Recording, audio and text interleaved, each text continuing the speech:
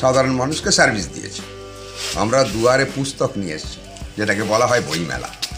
এই বইমেলা দুয়ারে পুস্তক আনার দরুন বহু মানুষ আছেন যারা কলকাতামুখী হয়ে বইপত্র কিনতে অসুবিধার মধ্যে পড়েন, সময়ের অভাব থাকে, দূরত্বের ব্যাপারটা থাকে, সব মিলিয়ে তারা অনেক সময় কেনার ইচ্ছা থাকলেও কিনে উঠতে পারেন না।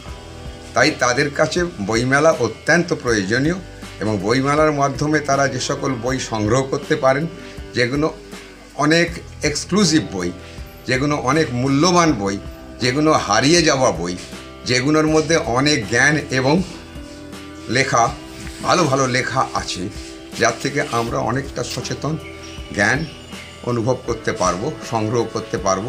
তাই বইমেলার বিশেষ প্রয়োজন।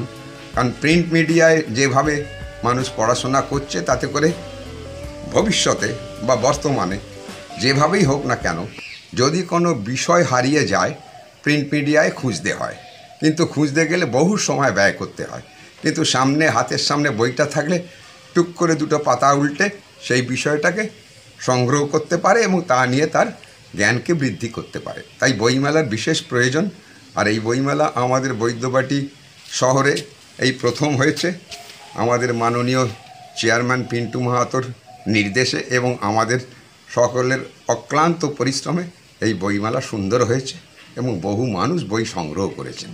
আচ্ছা, ইউথরা যারা আছে, মেনলি ইউথ যারা ইন্টারনেটে হারাচ্ছে, তাদের রেসপন্সটা কীরকম মিলায় আসছে? ইউথদের রেসপন্স খুব ভালো। মেজর পোর্শন বুকস এখানে সেল হয়েছে ইউথের কাছে।